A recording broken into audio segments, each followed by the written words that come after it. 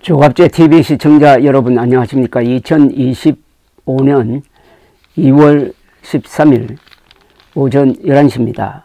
어제 현직 검사장인 이영림 춘천지검장이 검찰 내부망에 일제 치하 일본인 재판관보다 못한 헌재를 보며 라는 제목의 글을 올렸습니다. 그는 일제 재판부도 안중근 의사에게 이토 히로부미를 사살한 이유를 진술할 시간으로 1시간 30분을 주었는데 문형배 헌법재판관은 최근 변론에서 증인신문 이후 윤석열 대통령 측의 3분 발언 기회 요청을 묵살했다고 했습니다. 한국 법원은 간첩의 모든 주장도 다 들어주는 것 아닌가. 방어권 보장을 이유로 모 정치인에게 방면의 기회를 주지 않았나라고도 했습니다. 그런데 지금 현재는 윤 대통령에겐 적법 절차나 방어권 따위는 중요하지 않다는 것인가 라고 비판을 했습니다. 이 글이 화제가 된 것은 바로 이 제목의 자극적 표현 때문입니다. 일제 치하 일본인 재판관보다 못한 헌재를 보며 라는 이 글입니다. 이 비교법이 좀 심하다고 생각하지 않습니까? 그럼 한국의 헌법재판소가 이 일제 재판부보다 못하다면은 지금 한국은 일제시대보다 더 엄혹한 시대를 살고 있다는 유추가 가능하지 않습니까? 이렇게 극단적인 표현을 하면은 극단적인 표현을 좋아하는 언론이 그것을 퍼나릅니다. 그런 점에서 이영림 춘천지검장은 목표를 달성했다고 볼 수 있는데 이런 표현을 보고 일반 국민들이 헌법재판소의 판단을 그러면 불신하면은 어떻게 되느냐 하는 문제가 남습니다. 또 이런 생각도 듭니다. 아, 일제시대 괜찮았네. 일제시대에도 법이 살아 있었네. 이렇게 생각하게 되는 것 아닙니까? 이것도 어떻게 보면은 극히 친일적인 지금의 한국의 사법제도보다도 일본 일제의 사법제도가 인권을 보장하는데 더 생각이 깊었다. 이렇게 오해를 하게 되는 것 아닐까요?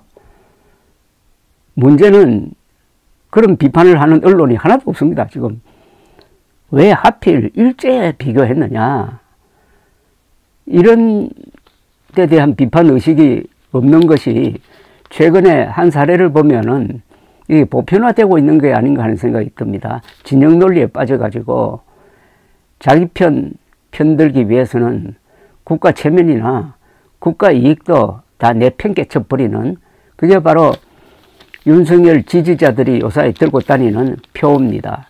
Stop the steal. Stop the steal은 표도둑을 막아라는 뜻인데 2020년 대통령 선거에서 현직 대통령이던 트럼프가 낙선하자 바이든 측에서 부정선거를 해서 낙선했다라고 선동을 하니까 거기에 속아 넘어간 지지자들이 들고 나온 표가 Stop the Steal이었습니다. 윤석열 추종자들이 그걸 들고 다니면 외국 기자들이 와서 찍어서 세계로 알리고 있습니다.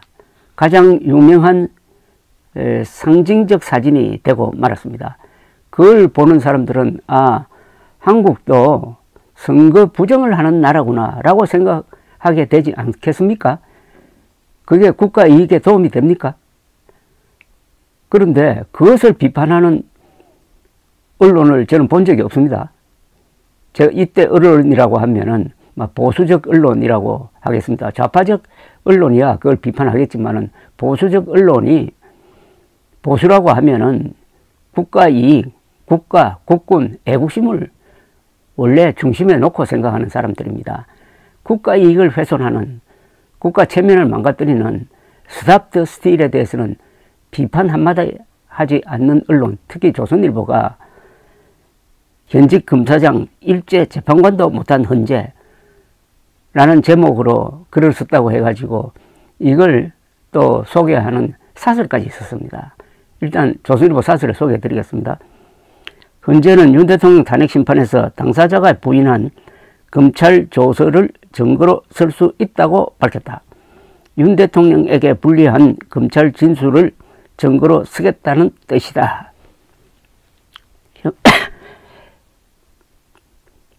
형사소송법에 따라 피고인이 검찰 진술을 법정에서 부인하면 증거로 쓸 수 없다.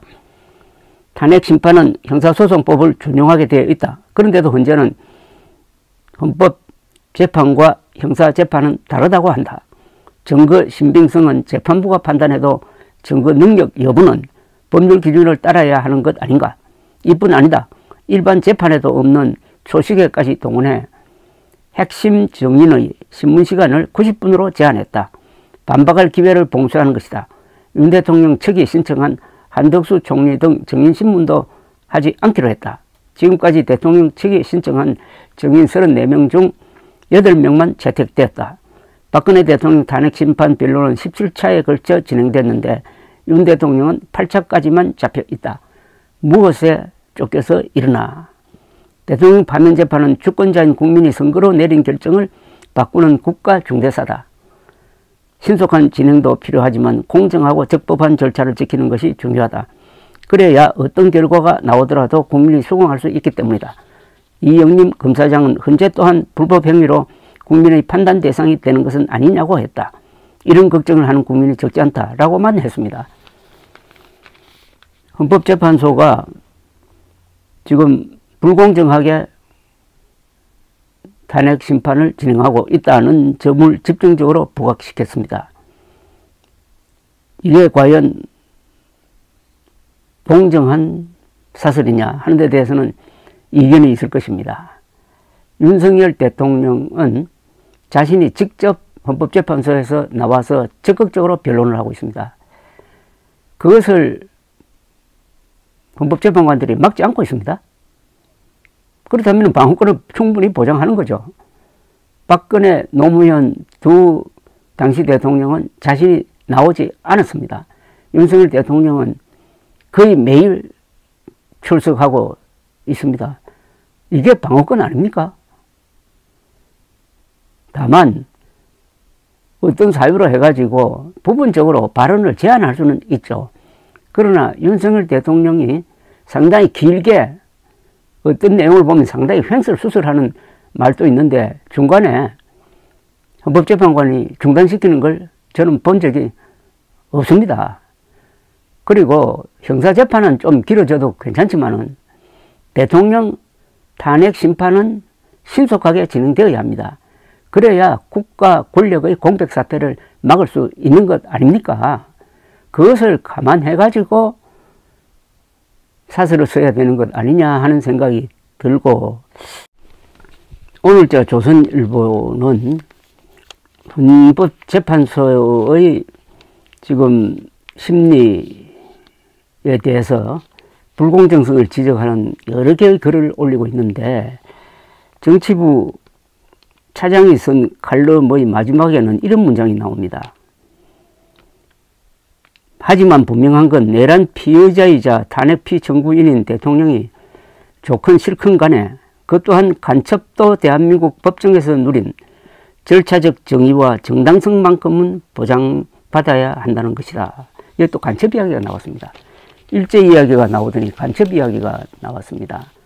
아니, 윤석열 대통령이 지금 보장받고 있는 방어권이 간첩이 보장받고 있는 방어권보다도 못하다는 겁니까?